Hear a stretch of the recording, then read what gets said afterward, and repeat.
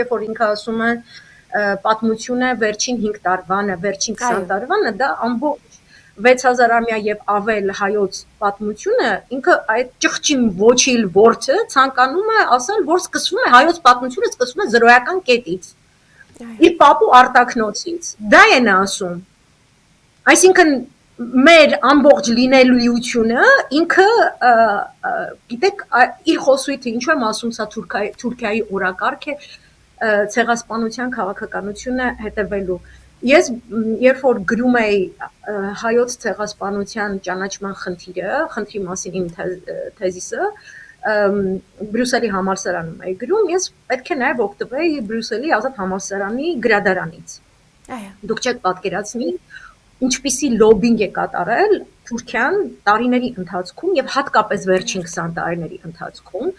որպեսի գրքեր հայտնվեն բոլոր առաջատար համալսարանների գրադարաններում, հենց այդ երկրի լեզվով, ֆլամանդերեն, ֆրանսերեն, անգլերեն, գերմաներեն, որտեղ մենք տեսնում ենք ցանկացած մեր հայրենակից, որ հիմա գտնվում է նման երկրում, սովորում է նման ինչ-որ բուհում, կարող ենք մտավարժանքի կարգավիճակով գնալ եւ տեսնել նրանց գրադարանների ցանկերը եւ գտնել նրանք բոլոր համալսարանների գրադարաններում զուգահեռներ տանենք կտեսնեք այնտեղ թիվ 1 կետը արդարացնելու կատարված ոճրագործությունը սկսում է նրանից որ հայերը հայկական լեռնաշխարհի բնիկներ չեն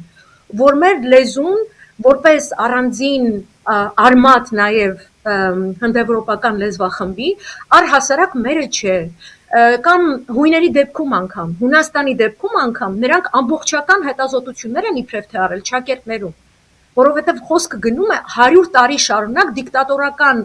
105 տարի դիկտատորական ռեժիմի պայմաններում ցեղասպանությունները կոծկած թուրքական տարատեսակ ռեժիմների մասին որտեղ մեկ ռեժիմից դեպի մյուս փոխվելը առհասարակ այս խնդիրների բոլոր հարևան երկրների ազգերի դեմ կատարված ցեղասպանությունների խնդրի նարատիվը չի փոխվել առհասարակ ոչ ոք բնիկ չէր բացի իրենցից ոչ ոք չուներ լեզվա ընտանիք ոչ ոք չուներ առանձին պատմություն թագավորություններ հերթով գնում են թագավորական դինաստիաներով բնակավայրերով եւ ամբողջը ջնջում են եւ ջնջում են նաեւ արխիվները նույն գործունեությամբ զբաղված է Իսրայելը, որովհետև ով որ զբաղվում է ցեղասպանությամբ, նա գնում է այս քայլերով։ Նիկոլի ասացները, հայտարարածները, այսինքն զրոյական կետ են դարձնում քեզ, քո ինքնությունը, քո ամեն ինչը, որովհետև նաև իրենք խնդիր ունեն իրենց ներքին լսարանին, Թուրքիայի բնակիչներին, էլեկտորատին, համոզելու, որ իրենց հերթական կատարած սպանդը ընդամենը ինչ որ ապստամբ ոչինչ չներկայացնող իրենից փոքրամասնության որը շատ տարօրինակ ինչ-որ տրադիցիաներ ուներ, հենց հիմա այդպես նրանք ներկայացնում են հատկապես սուր կերպով ալևիներին,